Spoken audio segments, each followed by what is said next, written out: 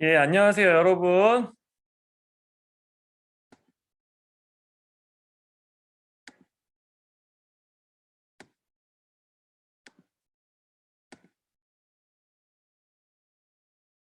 안녕하세요. 안녕하세요. 이제 예, 화장실 좀 갔다 올게요. 잠시만. 예, 메시지 남겨주시고 화장실 다녀오세요. 예, 네. 그, 뭐라고 해야 돼? 그, 카메라는 좀 켜주시고요.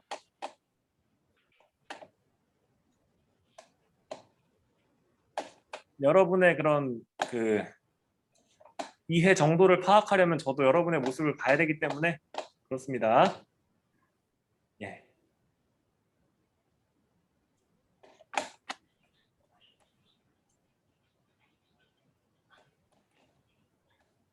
자, 들어오시자마자, 예, 학번 이거 남겨주시고요. 아, 잠깐만요. 불 좀 켤게요. 아, 이거 어둡네.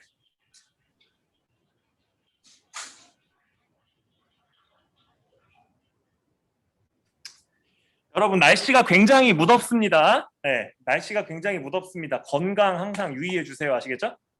예. 비타민 많이 드시고 잠 충분히 자고, 예. 물 많이 먹고, 예. 이런 거 좀 해주세요. 예. 어렸을 때부터 건강을 챙겨야, 예. 그게 습관이 돼서 나이 먹었을 때, 예. 챙길 수 있고, 그래야 이게 또 이제, 예. 새 나라의 그 일꾼으로 이렇게 성장할 수 있습니다, 여러분들. 네. 저희가 141조까지 했는데 잠시만요. 네, 한 번만 제 기억이 맞다면 그런데 한번 확인하고 같이 한번 해봅시다. 아니군요. 2반이 그랬군요. 예. 131쪽 펴주세요. 131쪽. 1, 31. 예, 탐구 활동 같이 한번 해보겠습니다.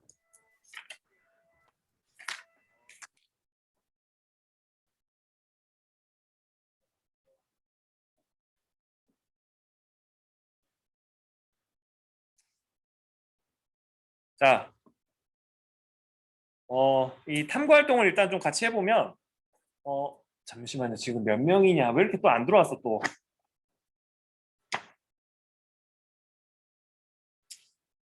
자, 강신범 학생, 강신범 학생, 예, 회장님 연락 좀 해주세요. 강신범 학생,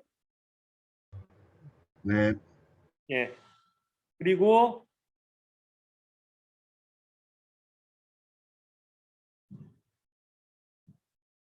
윤우까지 다 들어왔고, 김주영, 아, 전화 받고,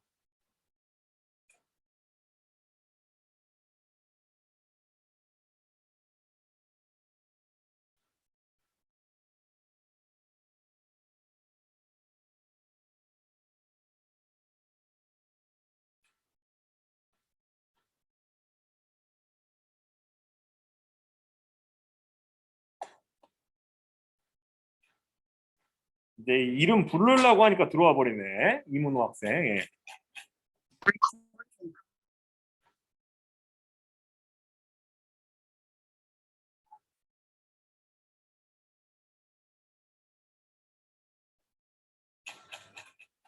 나 포함 27 맞네. 네, 다 들어왔고요. 자, 여러분들 같이 봅시다. 자, 여기서 보시게 되면 각각 맨 아랫줄에 있는 내용들이 이 탐구 활동의 제목이 되는 거예요. 아시겠죠? 그래서 예, 그걸 좀 알아주시면 되겠습니다, 여러분들. 자, 다시 한번 얘기합니다. 애국 계몽 운동은 나중에 실력 양성론이라고 약간 좀 이름이 바뀌면서 뭐 외교 독립론, 뭐 실력 양성론 뭐 이런 거, 예, 이런 쪽으로 이렇게 계속 이어지게 가고요. 이어지고 이 항일 의병 운동은 네, 무장 투쟁으로 간다. 아시겠죠? 언제? 일제 강점기 때. 예, 큰 틀에서 그 이해를 좀 해주시고 다 이거 같이 좀 쓰고 넘어갈게요, 여러분들. 예, 교육과 산업이 발달이 돼야지 자강의 방법이 된다.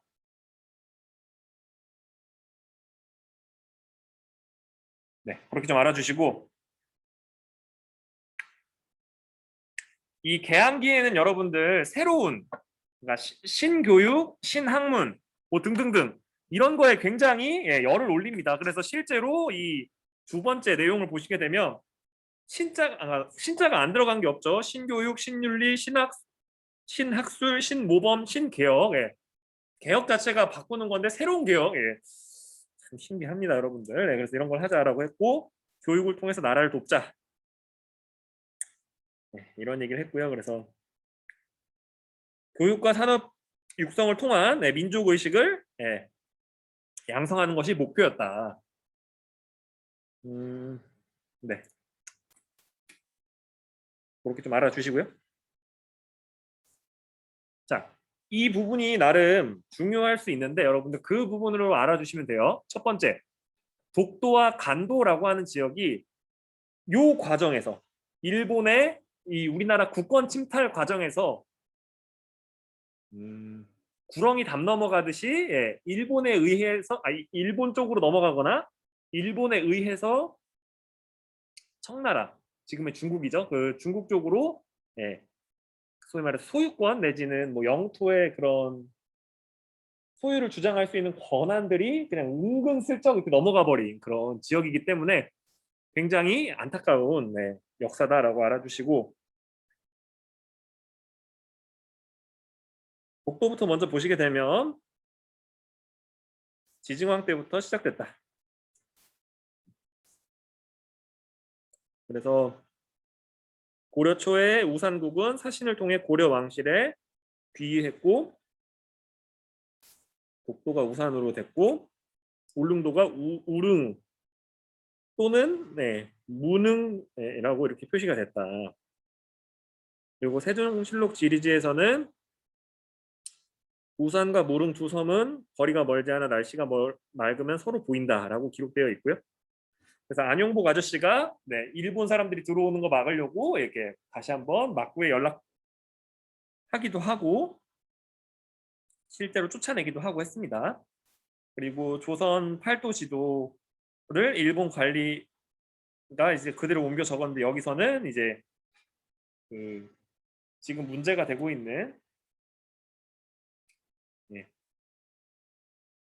울릉도와 독도가 모두 이제 조선의 영토로 이렇게 기록이 되어 있다. 그래서 여러분들 이게 일본도 이 지역을 계속 어떻게 보면 이슈화 시키면서도 스스로가 그러니까 그런 거 있잖아요. 그러니까 스스로가 이게 좀 어떻게 보면 오락가락합니다, 여러분들. 여기서 오락가락한다는 거는 어쩔 때는 이 영토는 일본의 영토입니다라고 옛날에도 주장하기도 했었고요. 그런데 어떨 때는 또 아니다, 이건 조선 측 영토다, 뭐 이렇게 할 때도 있고 여러 가지 이렇게 왔다 갔다 합니다. 그렇지만 핵심은 그거예요. 우리나라를 침탈하는 과정에서는 러일 전쟁 혹은 뭐 여러 가지 이런 이권 침탈의 이런 목적으로 좀 이렇게 불법적으로 사용하기 시작했다. 그 밑에 내용을 좀 보게 되면 일본 어업 활동이 늘어나니까 이 지역을 방어하기 시작했다. 그리고 1903년에는 오두막을 짓고 일본 영토에 편입시켰고 그래서 임대 신청을 한 점을 이용해서 1905년에 시마네현 소속으로 고시를 했고요. 그래서 울릉도 군수 심응택이 독도를 조사하러 온 일본 시마네현 지금도 있습니다. 관민조사단으로부터 일본의 독도 불법 편입 사실을 알게 되고요. 그래서 곧바로 보고했지만 을사늑약 이후라서 이게 외교적으로 해결할 수 있는 부분이 아니라 굉장히 좀 이게 지지부진하게 이게 해결이 잘 안 됐다라고 알아주시면 좋을 것 같고요. 그리고 간도도 마찬가지입니다, 여러분들. 이 지역이 원래는 청나라의 이런 지배층이 시작한 곳이어서 굉장히 성스럽다, 굉장히 중요하다라고 해가지고 이 지역을 사람들이 못 살게 정책적으로 그러니까 통제합니다, 청나라가. 그러다 보니까 탐관오리의 학정과 여러 가지 어려움을 겪던 조선인들이 스리슬쩍 넘어가서 이렇게 개간하고 살게 되고요. 그러다 보니까 조선인들이 살고 있으니까 조선 측에서도 관료를 파견하게 됐다. 이런 큰 틀에서의 이해를 좀 해주시면 좋을 것 같고요. 그래서 참 청나라도 대단한 나라입니다, 여러분들. 그래서 신성하게 여겨서 출입 금지했다. 그렇지만 조선도 처음에는 그랬는데 점차 힘들어지니까 넘어가기 시작해서 충돌이 발생했다. 그래서 여러분 여기다 좀 체크 좀 해주세요. 1712년 백두산 정계비를 세우는데 이 백두산 정계비가 여러분들 이때 당시에 사람들은 어디서부터 어디까지가 경계선인지 정확히 알았던 것 같아요. 그렇지만 불과 약 한 100, 불과 한 180년, 190년 지나고 나서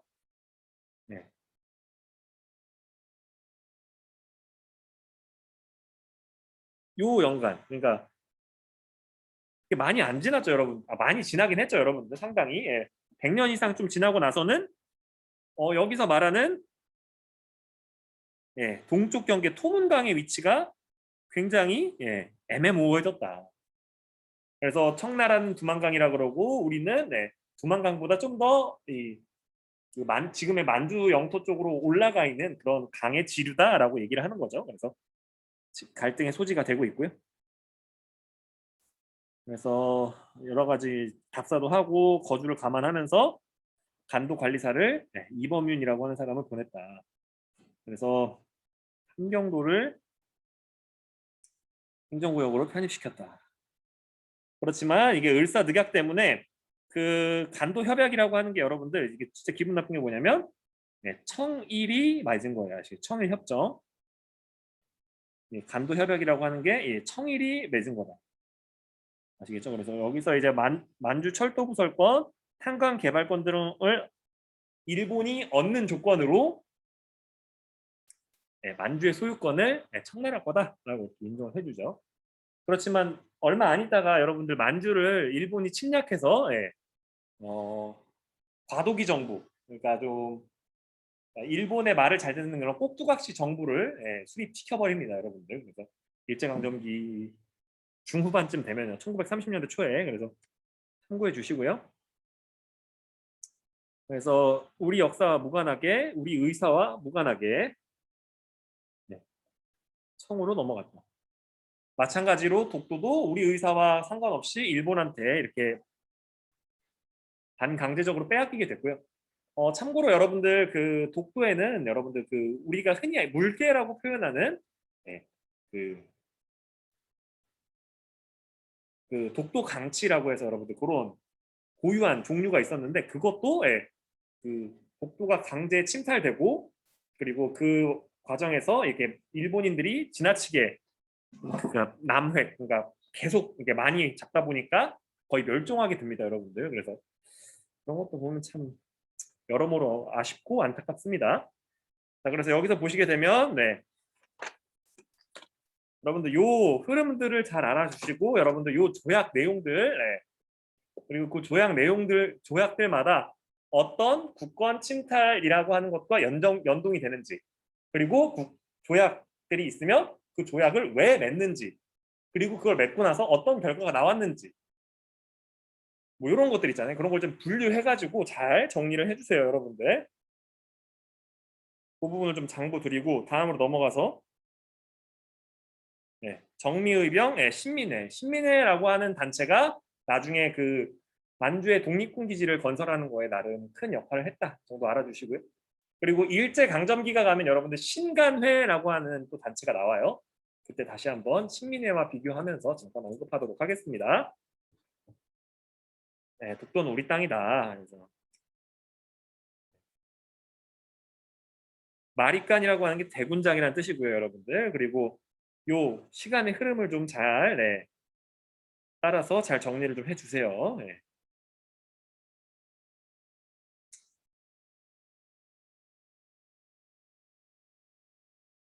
참 이게 러일 전쟁에서 일본이 강제로 쓰겠다고 하면서부터 참 이게 시작된 거라 이게 참 이게 알면 알수록 조금 역사적으로 되게 슬픈 그런 지역이고요. 일본 기록으로 본 독도. 그래서 일본인들은 독도를 자신의 영토로 인식하지 않았다. 언제? 1667년에. 그래서 일본 쪽에서 가장 오래된 자료. 네, 이게 똑바로 인식을 못했었고, 그리고 삼국 접양 지도라고 해서 그 이후에 나온 지도도 마찬가지로 조선의 것이라고 독도를 표시하고 있다. 다만 메이지 유신을 하면서 근대화 과정을 거치면서 이 지역을 그때도 조선의 영토다. 근데 갑자기 요즘에 또 이제 또 이렇게 바꾸고 있는 거죠, 여러분. 자, 그런 거 보면 신기한 나라입니다, 일본도. 표어는 뭐 여러분들 개별적으로 만들어 보시고요. 포스터도 개별적으로 그려 보세요.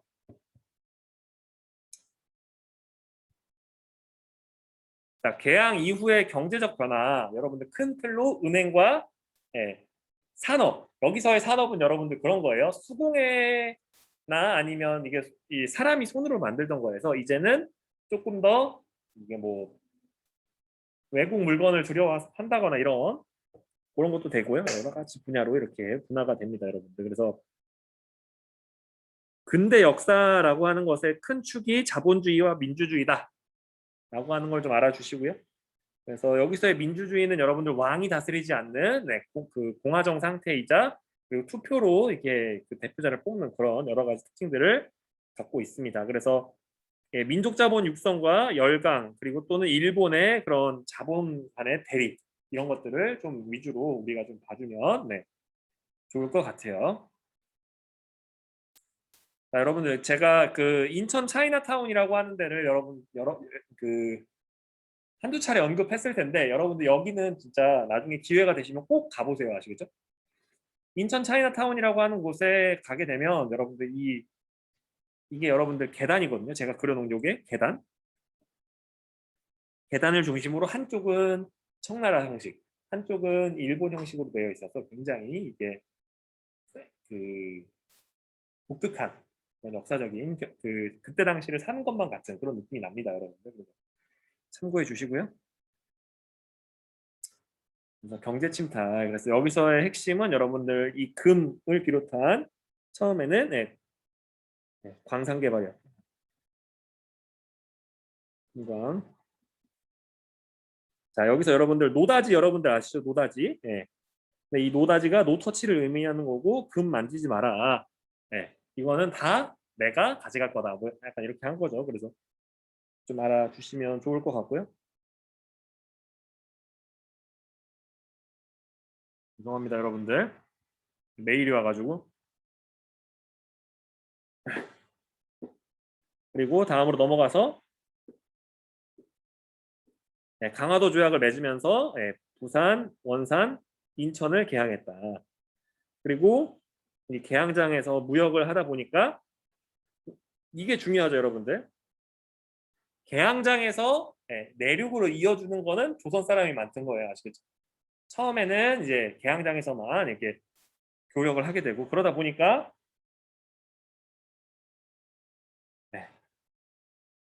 객주라고 하는 새로운 계층이 등장을 해서 경제적 이익을 취했다.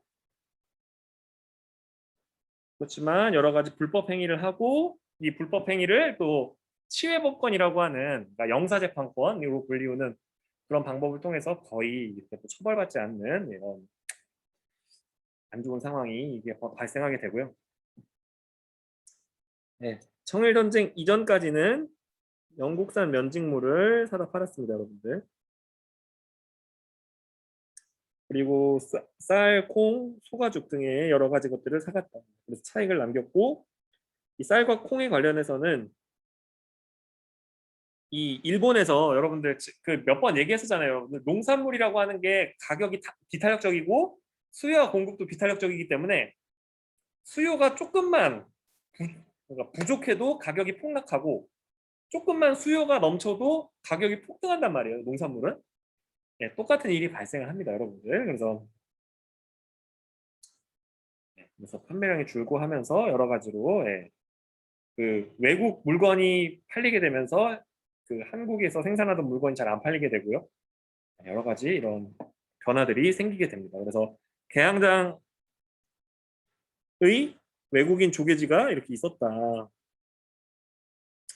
그래서 여러분들 여기서 보시게 되면 그 지금 모습에서는 제가 아까 전에 말했던 계단 모습과 양옆으로 쫙 이렇게 이질적인 공간이 있는 그런 모습은 아닙니다만, 예, 그 조개지마다 이런 국기가 걸려 있었다. 그래서 이게 일본 국기가 되는 거고요. 그 이외에도 뭐 다른 국기들도 이렇게 걸려져 있었습니다. 그런 국가들이 이 조개한 지역에는.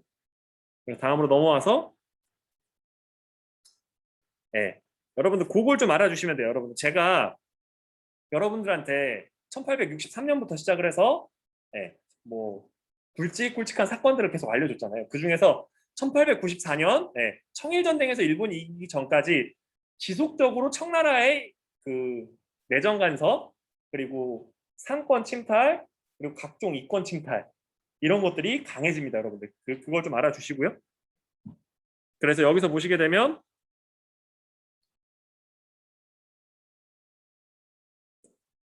이 조약의 원인은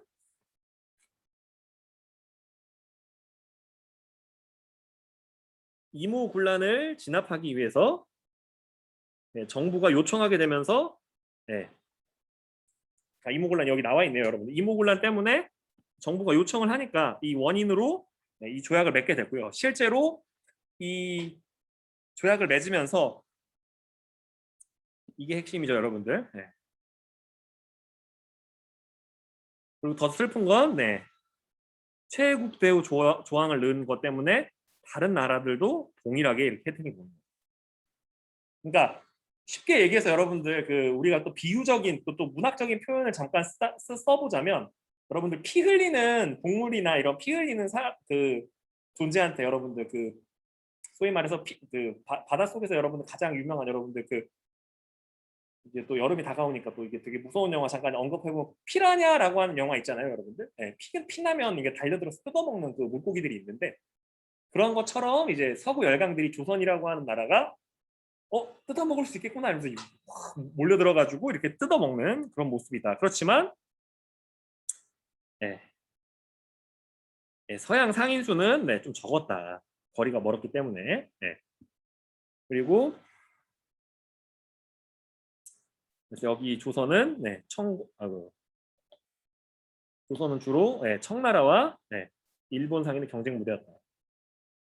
그래서 청과 일본 상인이, 예, 한성으로 들어오니까 중개무역 하시던 객주들이 그냥 싹 쇠퇴하게 되고요. 그리고 시전 상인들도, 예, 독점적으로 이렇게 하다가 이게 위협을 받게 됩니다. 그래서 시전 상인들이 여러분들 정조 임금님 때도 금난정권이라고 하는 특권을 활용해서 자기 자신들의 그런 독점적인 그런 이익을 보려고 했었는데, 이제는 그런 게 통하지 않는, 네, 시기가 와버린 거죠, 여러분들. 그래서 그런 것들을 좀 알아주시고요. 청과 일본의 상인들은 본국의 지원을 받아 상권을 넓혔고, 그리고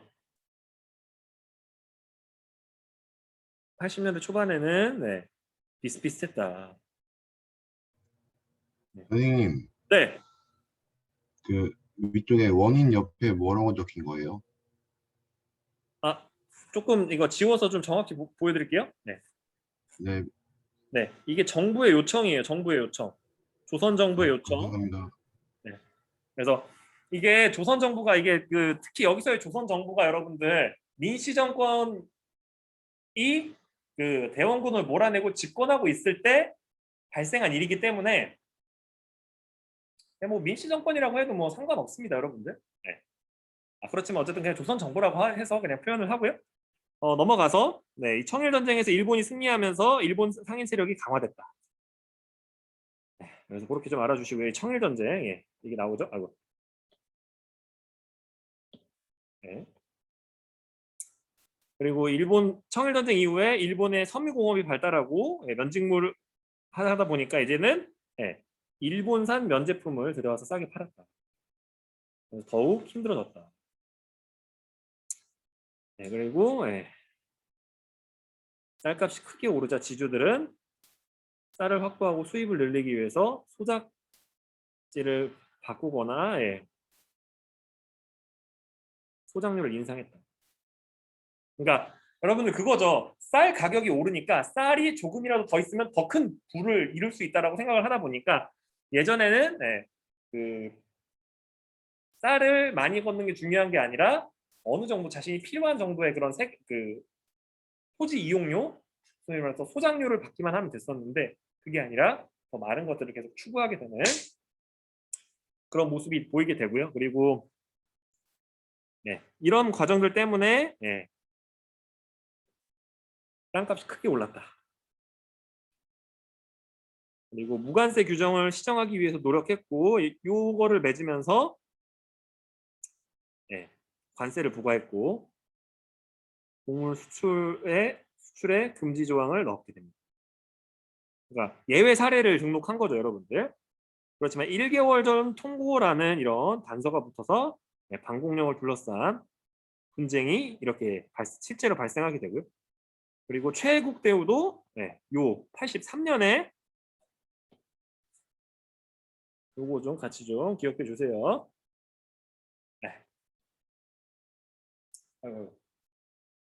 그래서 여러분들 우리가 좀 착각하기 쉬운 게 뭐 강화도 조약을 맺으면서 일본이 최애국 대우 조항을 넣은 거 아닙니까? 라고 할 수 있는데 그때는 아니고요. 그 1883년에 넣게 됩니다.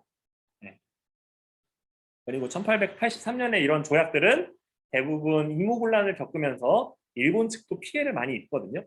그 피해를 배상하고 여러 가지 어떻게 할 것이냐, 어떻게 조일 관계를 정의할 것이냐, 뭐 이런 것들을 논의하는 과정에서 이게 진행되게 되는 내용이고요. 다음으로 넘어와서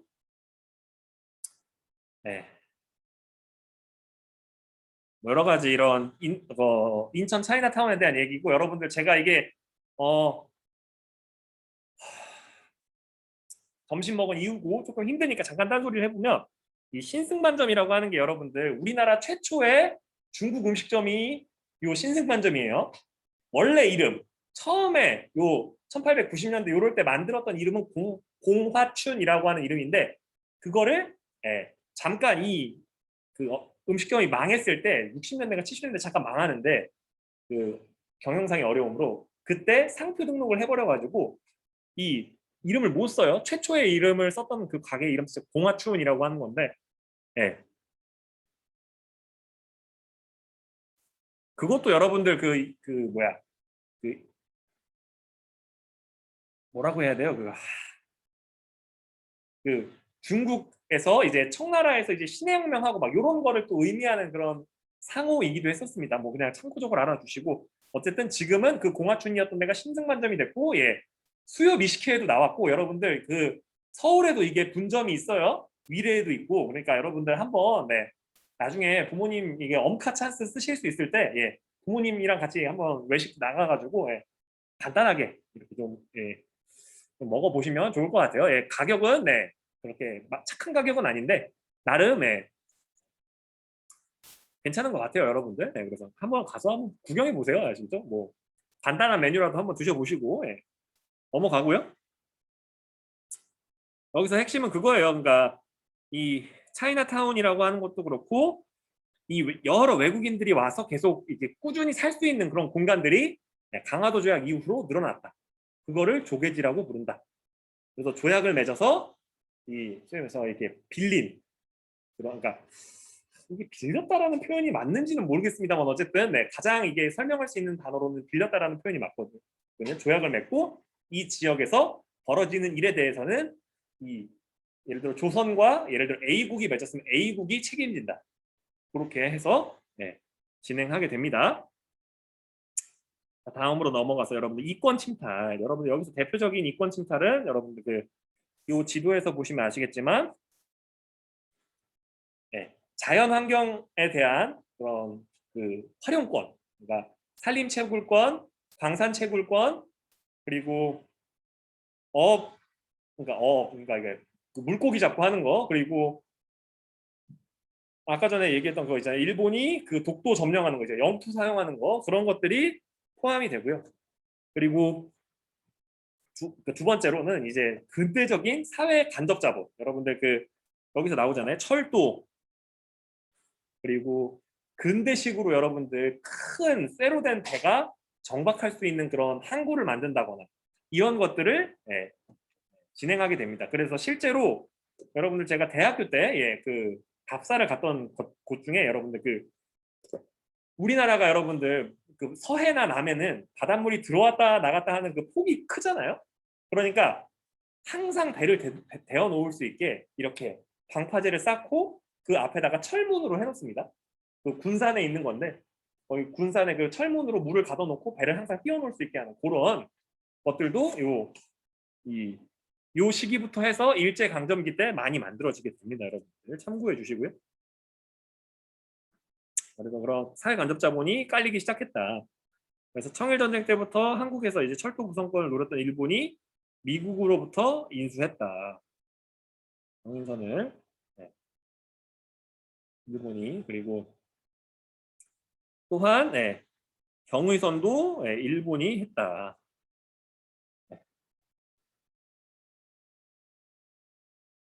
그리고 경부선과 여러 철도들을 부설했다. 중요한 건 이거죠, 여러분들. 그러니까 그 우리나라 사람들이 토지를 소유하고 있었으면 그거에 맞게 어느 정도는 100%는 아니더라도 돈을 좀 어느 정도 받고 이런 걸 했어야 되는데 그게 아니라 무상으로 자고 일어나서 이제 농사지으러 가봤는데 철도 깔리고 있고 그래서 철도 왜 허락 없이 짓느냐 막 갈등하다가 그 철도 짓는 거 방해했다고 일본 그런 그 공권력에 의해서 이렇게 사형당하기도 하고 이렇게 그러니까 좀 그러니까 물리적으로 이렇게 폭력을 당하기도 하고 했었습니다, 여러분들. 그래서 갈등의 소지가 됐다라고 알아주시고요. 그래서 자원도 침탈됐다. 그래서 금광 채굴권, 그리고 러시아나 이런 데도 광산 채굴권 등을 가져갔고, 그래서 특히 산림 채굴권을 가져갔다. 이걸 할 수 있었던 건 아관 파츠원이라고 하는 고종 임금님이 러시아로 도망가니까, 그러니까 러시아 공사관으로 피신하니까 그거를 빌미로 이런 이권을 침탈하는 거죠. 그래서 이런 것들을 하다 보니까 그거에 저항하다가 여러 가지 이렇게 페널티를 많이 입었었다라고 알아주시고 특히 여기서 보시게 되면 철도를 파괴하니까 처형, 사형시킨 거죠.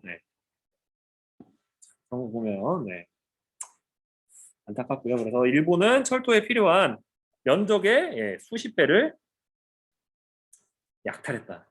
아시겠죠? 그래서 이 약탈한 토지를 가져다가 그 일제강점기 시작할 때쯤 되면은 동양척식 주식회사라는 곳에 넘기고 이 동양척식 주식회사에서 그 땅을 받았다가 일본인들이 이렇게 이사를 올 때 싼 값에 팔아서 일본인들이 지주가 되는 그러니까 우리나라로 치면 그러니까 요즘 버전으로 치면 여러분 투자 이민이라고 생각하시면 돼요. 그러니까 우리나라에서 이게 돈을 잘 벌고 나름 이게 경제력 있는 사람들이 우리나라보다 조금 이렇게 경제력이 떨어지는 국가로 투자 이민을 많이 하잖아요. 그래서 그런 거라고 보시면 돼요. 아시겠죠? 일본인들도 그런 경우가 많았는데 그렇게 할 때 이렇게 강압적으로 뺏은 토지들을 제공했다. 대단합니다, 여러분. 그래서 억지로 나무 베고 하니까 다 이제 문제가 심각하다.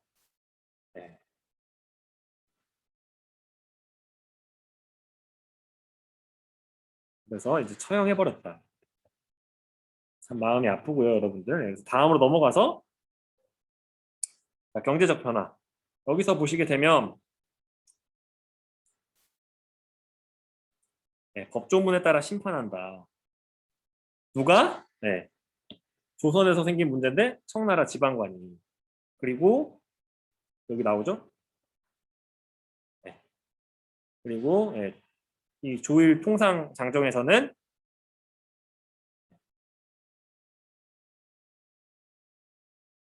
참고로 여러분들 이거를 했을 때 나중에 여러분들 방공령이라고 하는 걸 실제로 조선에서 요청합니다. 왜?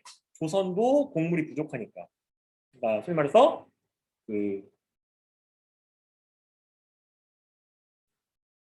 농사가 너무 안 돼서 기아가 그러니까 난민은 아니지만 어쨌든 사람들이 굶는 상태가 나올까봐 이 방공령을 딱 이렇게 공식적으로 선포하고 일본 측한테 얘기를 하는데 여러분들 그런 거 있잖아요.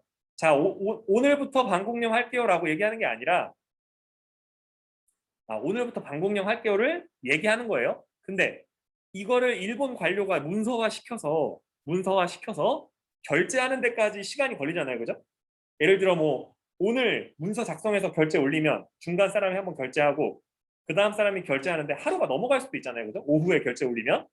근데 이렇게 하루가 이틀이 넘어가면서 그 얘기를 한 거죠. 그러니까 방공령을 실시한다고 한 날이 아니라 우리가 알게 된 시점은 결제를 한 시점은 며칠 차이가 난다. 너네 잘못 원칙 안 지켰다. 배상금 물어내라. 뭐 이런 얘기를 해버려요. 아시겠죠?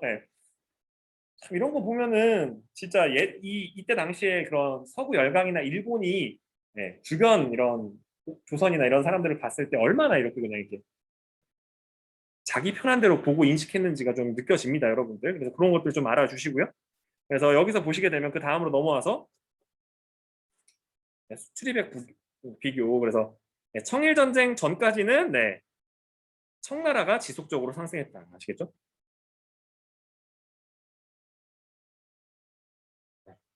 그리고 청일전쟁을 겪으면서 이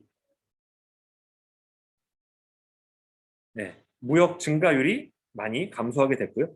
그래서 주요 대일 수출입에서 수출은 주로 곡물을 많이 했고 수입으로는 면제품을 많이 사왔다. 옷으로 입으려고. 그래서 그런 것들 좀 알아주시면 좋을 것 같고요. 이 아래 있는 내용을 좀 정리해 보도록 하겠습니다, 여러분들. 보시면 조청 상민 수륙 무역 장정은 치외 법권을 인정합니다.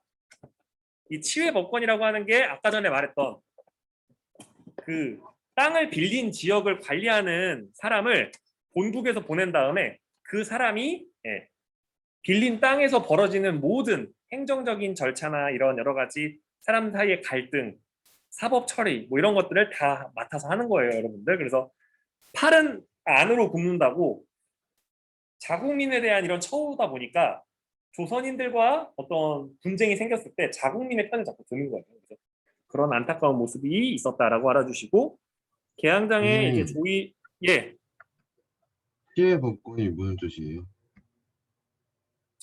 방금 설명했는데 다시 한번 설명해 드리겠습니다. 그 핵심은 뭐냐면 땅을 빌린다 그랬잖아요. 여러분들 조약을 맺고 항구나 이런 근처에 그 지역을 그 말 그대로 설명을 해드리면 다스릴 치자, 바깥 외자, 법법자, 권리할 때 권자거든요. 그러니까 바깥에 있는 법을 가져와서 다스릴 수 있는 권리인데 이게 뭐냐면 땅을 빌렸으니까 그 지역을 관리할 수 있는 관리를 보내고 이 관리는 예를 들어 A 국가라고 한다면 A 국가 출신의 사람이 A국 상인을 이렇게 케어하는 거다 보니까 조선인 상인과 A국 상인이 갈등했을 때 이 A국의 관리가 이 A국 사람을 계속 케어해 주는 거죠.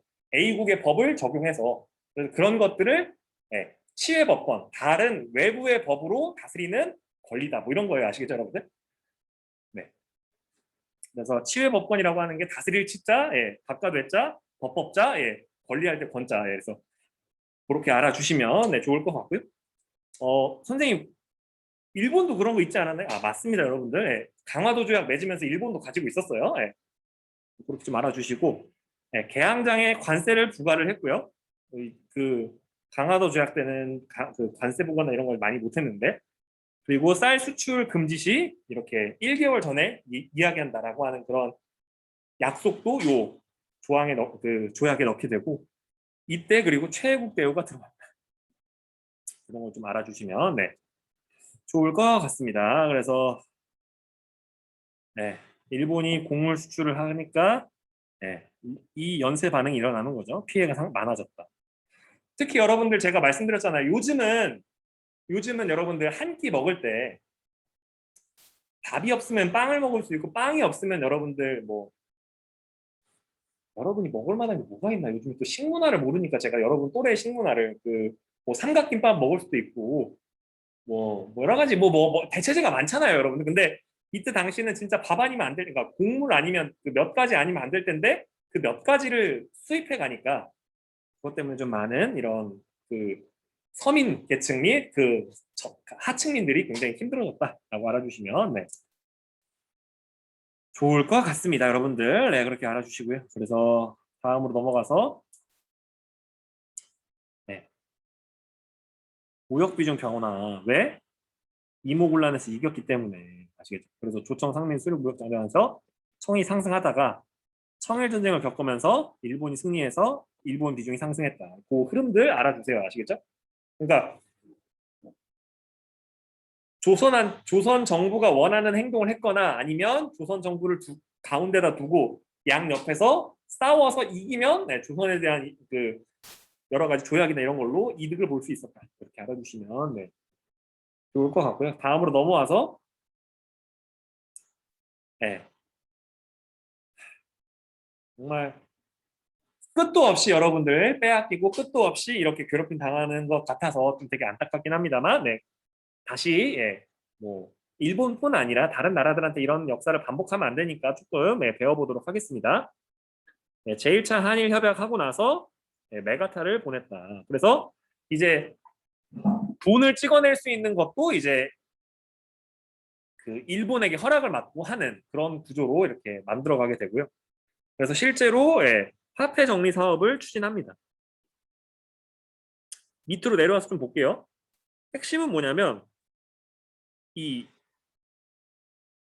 여러분들 요즘도 그 여러분이 쉽게 설명해 드리면 스마트폰이 그러니까 소위 말해서 제조 회사한테 여러분이 다시 팔 때 사용하다가 팔 때 그 등급을 누가 매겨요? 제조 회사가 매기잖아요, 그죠? 근데 이거는 그 제품에 대한 그런 어느 정도 퀄리티가 있는지를 정말 상세하게 이해할 수 있는 쪽이 회사이기 때문에 우리가 봤을 때는 조금만 이게 좀 돈 좀 더 쳐주지 라고 생각이 들지만 이게 수용을 할 수가 있는데 여기서는 여러분들 네, 핵심은 그거예요. 이 화폐에서 이게 A급, B급, C급, 갑을 병이라고 하는 게 A급, B급, C급이에요. 이 급수를 일본인이 정하다 보니까 돈 밖으로 온 사람이 조선인이면 야, 다 C급, 일본인이면 다 A급, 뭐 이런 식으로 이렇게 행정 처리를 하는 거예요, 여러분들. 네.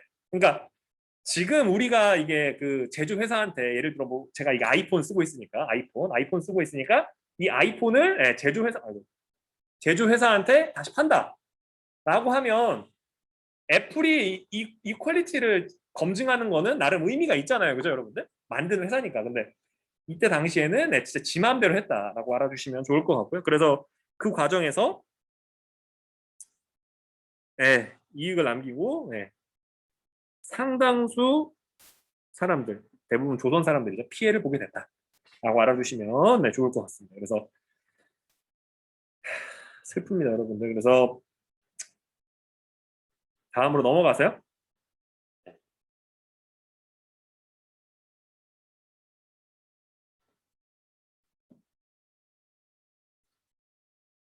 이게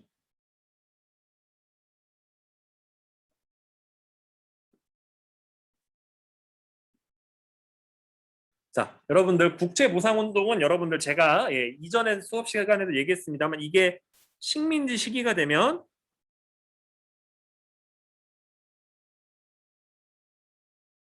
그러니까 소위 말해서 일본에서 만들어 온 물건을 쓰지 말고 조선에서 만든 물건을 사용합시다 라고 하는 그런 운동으로 이어져요. 아시겠죠, 여러분들? 그래서 그 흐름을 좀 알아주시고 조금 더 이어서 보도록 하겠습니다.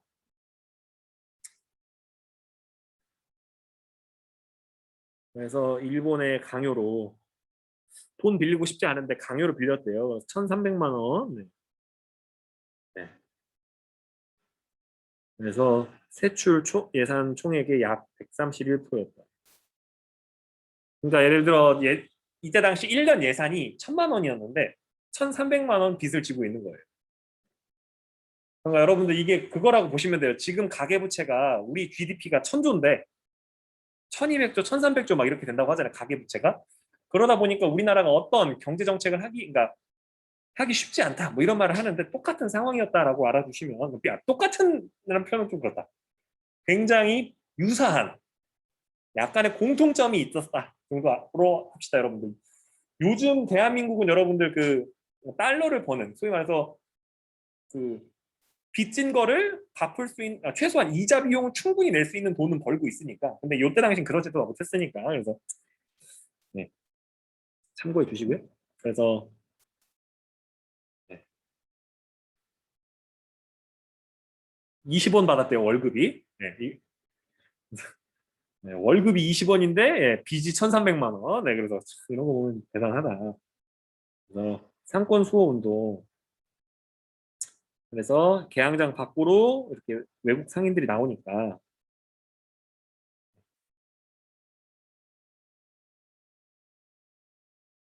어,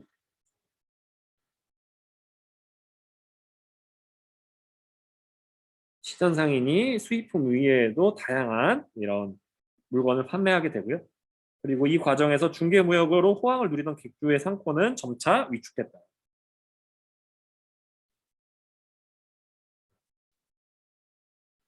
그리고 외국인 상인들의 침탈에 대응하고자 조선 상인들은 상회사를 세워서 상권을 지키려고 했고 1880년에 대동상해, 장통상해를 세워서 외국 자본들과 이제 경쟁을 하기 시작하죠, 여러분들. 그래서 여러분들 무슨 상회라고 하는 것 자체가 그 여러분들 지금으로 따지면 그거예요, 여러분들. 그러니까 물건을 어느 지역에서 사와서 그 물건을 팔아서 돈을 버는 그런 구조다라고 알아주시면 네, 좋을 것 같아요.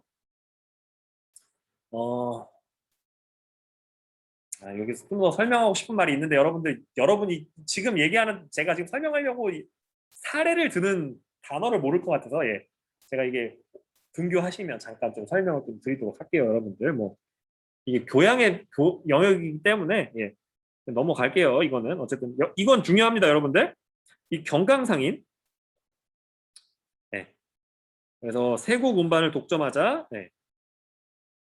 증기선을 구입했다.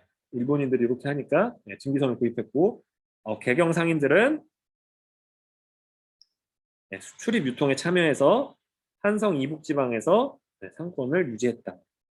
그래서 어떻게든 자신들이 이렇게 물건을 사와서 팔고 뭐 이런 걸 통해서 이익 보던 구조를 유지하려고 했고요. 그래서 대동상을 잠깐 말씀드리면 평안도 상인 20여 명이 지분을 모아 인천항에 설립한 유통회사다.